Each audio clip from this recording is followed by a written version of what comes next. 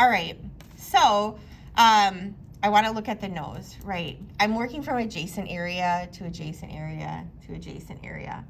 Because the thing is when we read value, we read it by making a comparison. It's really difficult to just look at an area, say on his cheek, and say what value it is. And the more we draw and the more we work, the more you're able to kind of to do that. But at the beginning, it's really much easier to try to quantify what's happening with value, right? It's getting lighter, and how many degrees of value lighter is it changing? Or is the value getting darker, and how much darker? The other thing that I found, say when I worked with his eyes, is that I knew the pupil was black.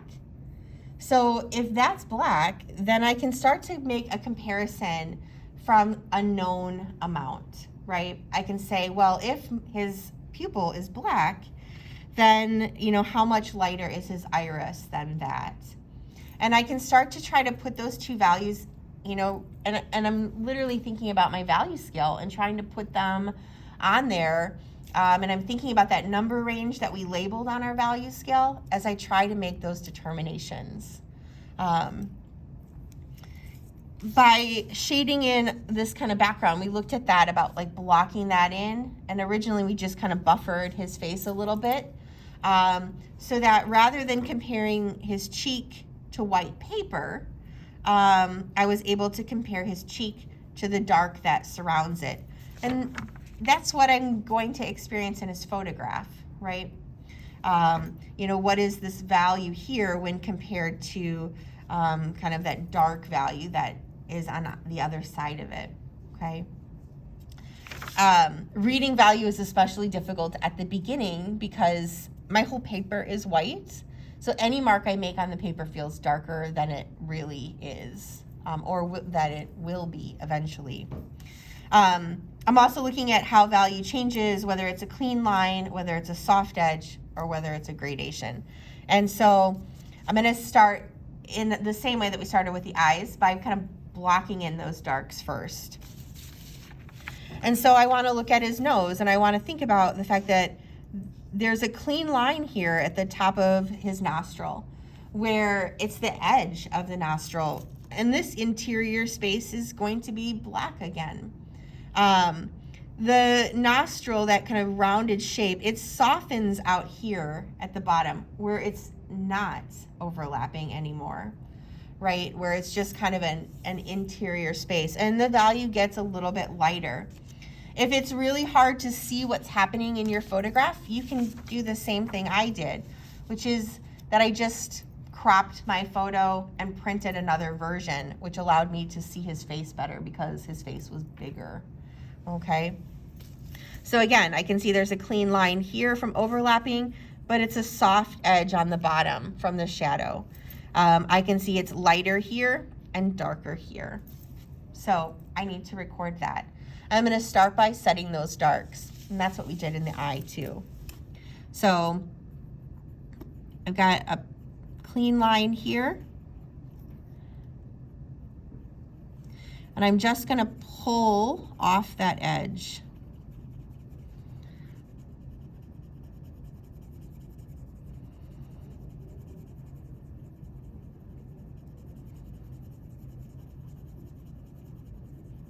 Do these computers work right here?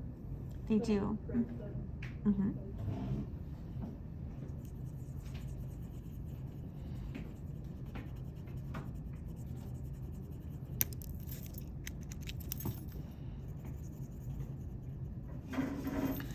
I'm going to grab my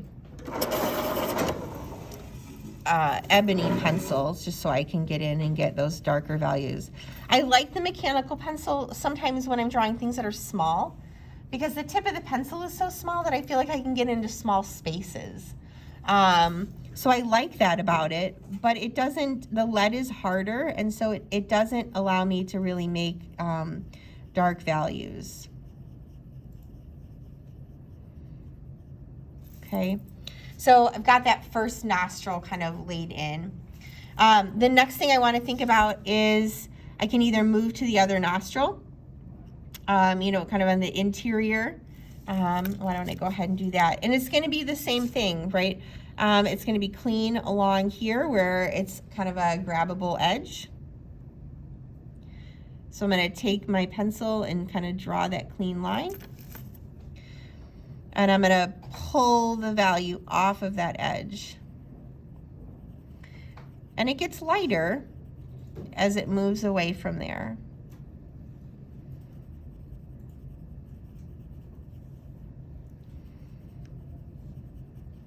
I'm getting visible banner notifications on my phone,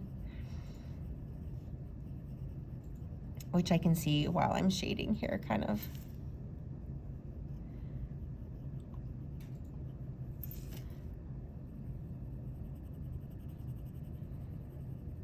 All right. So we know that these dark values, right, are going to create recessed spaces, right? I want his nose to feel like it's a recessed space. And the light values are going to come out. So when I eventually get to the point and I want the tip of his nose to feel like it's in front of, you know, the sides of his nostrils, I'm going to be using value to do that. So lighter values are going to make the tip of his nose come forward. Darker values are going to make other parts of his nose recede. And the other place I'm going to find clean lines because of overlapping is here on his nostrils, on these edges as well. And I have to look at the photo so I can see there's a line here. And then I want to ask myself what side of that line is darker. Okay. And in this case over here, I see that the shadow pulls onto the cheek side. So the cheek side of his nose here is darker than the nostril itself. So I'm going to work off of that edge and pull out. It's a shadow, a cast shadow from his nostril. So it's a soft, the shadow is a soft edge. It's a shaded edge, right? And so I'm just going to kind of blend. I do want to, you know, at some point I want to make sure I've got all these grid lines erased. Make sure you're using a clean eraser too. I made the mistake of using an eraser. It was just this eraser, and I thought it was clean, and it wasn't. And so when I went and erased my grid lines, it left a ton of graphite down there, which gave me a little bit of problems through this area right there. There's still a little line there that I've been kind of fussing with. And then as I come down here, I can see this is all soft. And so I'm gonna kind of just put that in, and it kind of connects. The nose feels difficult because it's really all shading. I only have clean lines in the nostril on the interior and in the nostril on the exterior. The rest is all soft, right? And so it's just going to be a matter of kind of laying in these values. You're going to get the biggest kind of bang for your buck, as you know, they say, by laying in the darks first, by using those darks to kind of block in what's happening, and then going back. Let me erase this grid line up here.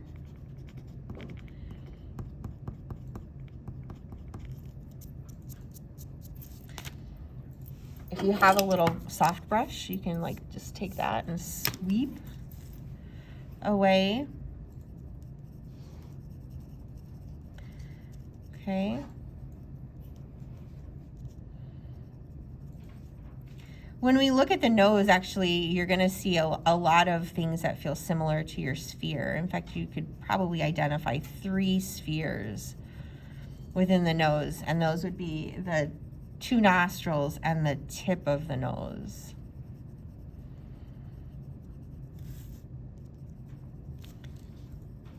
Okay. And so I just kind of start placing the values in and blending them out.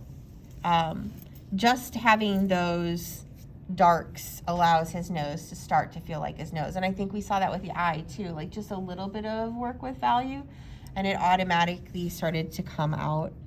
On this side here, we have the opposite. So I see a clean line and the value pulls. Now I'm aware of that my hand doesn't, I can't sit it right here in that graphite. I'm pretty used to hovering my hand when I draw, which can be a little bit uncomfortable. So the other option would be to put something down so that I can rest my hand here. I don't want to pick up all that graphite and to move it around. I don't want the graphite to mix with the oil in my skin. Okay, so I'm just gonna kind of pull this up and then come back. Okay. And now everything else is gonna start to feel soft. It can be easier with his nose, for instance, with that highlight to just kind of shade over the whole thing. And to take a little bit of your, say, kneaded eraser, and to pull the highlight back in. Sometimes it's easier to work subtractively, just to put a light layer down and to erase it back out, than it is to try to create that really subtle little transition with lights. Okay, but yeah. So we're continuing on the face. We're still kind of moving from, you know, adjacent area to adjacent area. We want to still ask ourselves, you know, how does the value change? You know, is it clean because of overlapping? Is it soft because it's a shadow or a highlight? Everything else is just gradual, right, over the surface area. I'm going to shade right over his visor.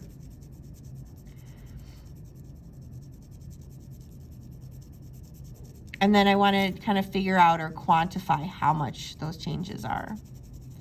And I can still use those paper punches to help me identify, you know, what's happening in my portrait, so I can ask myself, you know, what's the value of his skin when compared to white and it's medium, right?